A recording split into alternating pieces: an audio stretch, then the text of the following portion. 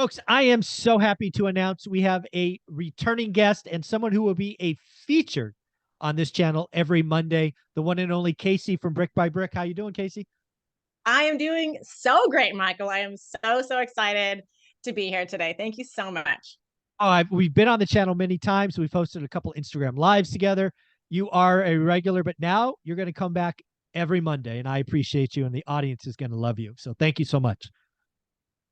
Thank you. So first thing I want to do is I want to go back to the very beginning because a lot of folks are interested in real estate investing. But for many of us, certainly if it's going to be an investment purchase, we need to save up for the down payment. In some lending environments, that could be as little as 10%, some 20. The lending environment we may be going into might be as high as 25%. I think your story is very interesting, is how what you were doing, what I'll call a side hustle. I don't know if you saw it as that, but you were doing something extra to stack little pieces of paper called cash that initially became enough for your down payment. So go back to the very beginning, talk about your interest level, and let's highlight what you were willing to do to get that cash. So, my husband and I moved to Memphis from Southern California in 2013, and I knew nobody. We bought a fixer upper. We're still living here today. This is our 10th year. And we came over with a 2-year-old, a 3-week old, a cat. Again, didn't know anyone. And I wanted to buy real estate. I was a real estate agent in California before we moved here. I had made at least 40 offers on potential rental properties and never really pulled the trigger. And when I moved here, I said, okay, Blake, like, there's no more chickening out. We have to do it this time. He's like, well, Casey, we just bought a house. Like, Yeah. so Yeah. We're if kind you of want, we're kind of cash poor. yeah, so it's our first house, and we bought a Yeah. fixer, and we have a baby and stuff like that. So, and one income, wasn't working. That was the whole thing. If I got to move here, I didn't have to work, and it was like, well, you're gonna have to figure out how to make money for a down payment if you want a rental property. And I'm like, you're joking me. I mean, so I said, okay, well, what can I do? Like, I have literally a 3-week old and I have a 2-year old, and I know nobody. I don't have a support system. I definitely don't want to go to work. I don't want to be a real estate agent again. So, how can I make money while still being a mom and, doing all the mom and wife stuff? And I was like, I don't have any experience in anything other than real estate. And I was a public relations, major. So I did have a stint of writing, for I'm doing freelance writing and working for a company, but I don't want to do that. It sounded boring, even though I do a lot of writing today. Love it. So I was like, well, I don't know what's fun, because I'm also a depressed mom, brand new mom with no family, just left my family, boo-hoo, like, all by myself with these new little kids. So I was like, well, I love to do crafts. What girl doesn't like to do crafts? So I was like, well, how can I make money doing crafts? Because I'm not artistic in the slightest. I can't even draw a stick figure. So I bought a $300 Cricut machine, which is like a die cutting machine. You guys have probably seen like, like bridesmaid shirts and Disney shirts, or like those, like the tumbler cups, and like with the vinyl on them. So I was like, I can Sure. do that because the machine can make it for me. And I just have to get on like a program to design, Okay. and I don't have to draw. You do this. And I was really scared because $300 was a lot of money at the time. And I was like, well, what if I buy this machine, all these supplies that come with it, and I don't make any money? Mm. Blake's like, well, Casey, at least you'll learn a skill and you can mix it for our family. He's so Ah. sweet. Oh, he's such a So nice guy. Good job, Blake. I know, Good job. I know he really is. So I was like, okay, I can do this. So between my kids' nap times and on the weekends when Blake came home from work, I would come upstairs to this office, which is now my real estate office. And I would I bought these bunnies from the dollar store, like little stuffed animals for Easter. Easter's coming up. And I should have had one ready. And I would get glitter vinyl and I would put kids' names on them and the year on their foot. And I would sell them for five Oh, to seven dollars on Etsy, on local Facebook groups, do porch pickup. And then from then it evolved to like Santa sacks with kids' names on them. I would do bridesmaid hangers, bridesmaid shirts. I would make all sorts of things. I would do wedding frames and anything I could with vinyl. I would. And in a year and a half, I had saved up about $20,000, and we used that for our down payment for our first rental. so again, what I take from this is um, you were not only interested, but you were committed, right? You were taking your Yeah. scarce resources in the evenings, nap times, weekends, um, and you didn't stop, right? How did it feel the first time somebody bought, whether it was a bunny or a shirt, and you're like, I I just made $5. How'd that feel? No, I mean, all the time you spent with the $5, like, really, that worth your time now? No, I would never do that for $5. But it gives me the chills because, Yeah. I mean, somebody bought something from me that I made, Yeah. you know? Yeah.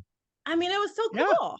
And then, I mean, it was so cool. I have repeat customers, and I Yeah. have a 5-star Etsy shop still now. I mean, it's like I don't sell anything, but it's still there in case Yeah. ever. No, Yeah. I want to use In it case you again. ever want to have some more time. Yeah, just go that way. Daughter So, and wants to take again, it over. yeah, the other thing that was I find amazing about this story is, you're stacking paper. It's $5, it's $500, it's 5 grand, it's 10 grand. Anywhere along that lines, you could have said something like, "I deserve X," which would have depleted your cash reserves, and you didn't do that. For 18 months, you just kept stacking paper, putting it away, which really allowed you to buy a property. But did you ever have one of those moments where you're like, I'm going to go raid the cookie jar for X, Y, or Z? Did that ever happen? No, I just saved it. I just want to see. I mean, we didn't need the money, so we Yep. needed it for a rental property. So I just wanted to save it, save it, save it. I wanted to see my bank account grow. Nice. Nice. Yeah. All right. Well, I always like to talk about the first deal. So you have the 20 grand. You're now shopping. It's in Memphis. What year was this at this point, you think? So this was, I think, 2016 when we bought our first house. Yeah. So we Oh, that moved was here a in good year. 2013. Yeah. Yeah. 2016 was when we bought our first one. So, do you remember the numbers? What'd you buy? What Yeah, was I it? do. What'd you rent it for? We still have that house. It's one of my favorites. I was real specific about wanting to buy in a really good neighborhood, so scared about buying in a D class. And so we bought a 3-1 in East Memphis, nice, one of the most desirable starter family neighborhoods in Memphis for 92,500. We put 20% down because 20% down was the norm at that time. Now it's 25. It was. Right. We did a 20-year mortgage.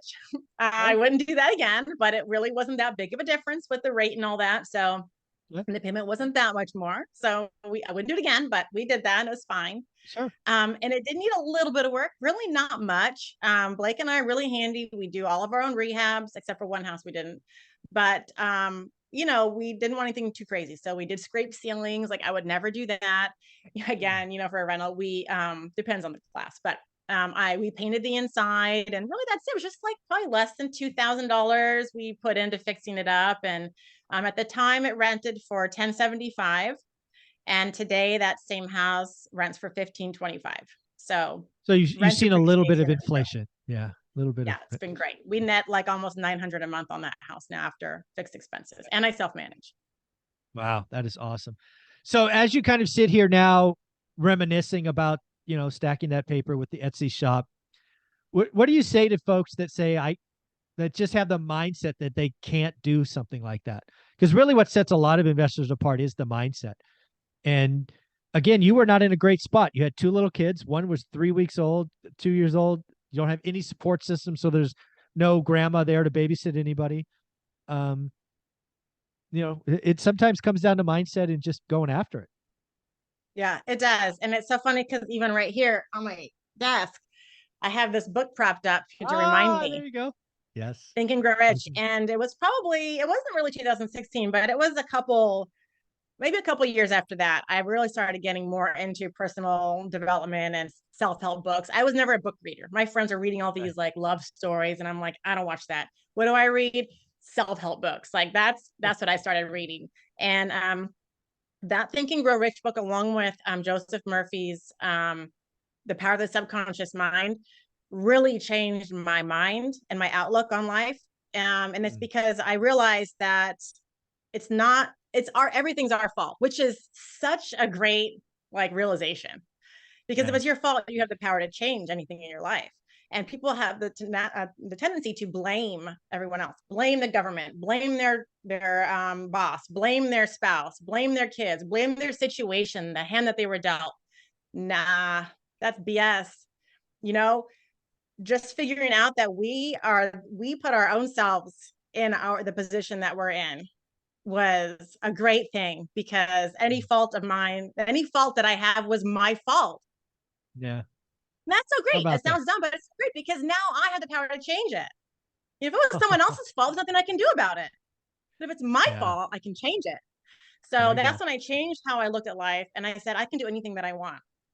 So I, my whole outlook changed, the way I think about things changed. It's still a daily struggle with some things, being that having that positive mindset and abundance mindset and all those things. It's hard, but and I can't say hard because what you speak into reality, all that. But that really thinking differently and having that mindset changed, and talking about not having time. And that's one of the things that people really say, oh, I can't start a side hustle, I can't do this, I have a job, I don't have time, I don't have time. Even right now today, like earlier before we were meeting, I started writing down every 15-minute increment of what my day does when I'm at work upstairs, doing my coaching and all that stuff. How can I make my time worth more? How can Right. I increase the productivity? How can I cut the fat and make my life better? So I'm always Nice. figuring out how to find ways to make my life better. And time management is super important because people say they don't have time. I bet you $5 that you've watched all the great shows on Netflix, you've binged them all. I bet that you sit there on the weekends and you drink your beer and you watch your sports games. So guess what? Be as you have time. You have to find the time. That's the thing. Wake up an hour earlier. Instead of watching that show while you're eating lunch, sit at the computer and do something. So Yeah. there's definitely ways you can do it. It's just the commitment. It's actually wanting to be committed. People just want to stay there. They don't have time. They just don't really want to Yeah. do it, is what it comes down to. Yeah, there's interest and there's commitment. And again, the reason I wanted to start our discussion here was you were committed from day one. Most people would look at your circumstances and say they were stacked against you. And you said nonsense to that and just went after it. And this is why you're going to be part of our Legends of Real Estate Investing on April 16th, that Sunday. Again, if you're a stay-at-home mom, maybe you're a single mom, whatever it is, and you want to hear from somebody that's doing the hard things and has done it, they can come ask you questions. They're going to be able to ask you specific questions. We're going to talk about that in video number 2. But Casey, where can people find you? You have a wonderful Instagram page. You can find me on Instagram every day at Brick by Brick Wealth. Also, my website at brickbybrickwealth.com. Those are probably the best places to find me right now. Yep. Do me a favor, folks. She is brand new to the rotation at One Rental at a Time. Please go to Brick by Brick Wealth on Instagram. Send her a little note just saying thank you for being a part of One Rental at a Time. I would greatly appreciate it. Thank you so much, Casey. Thank you.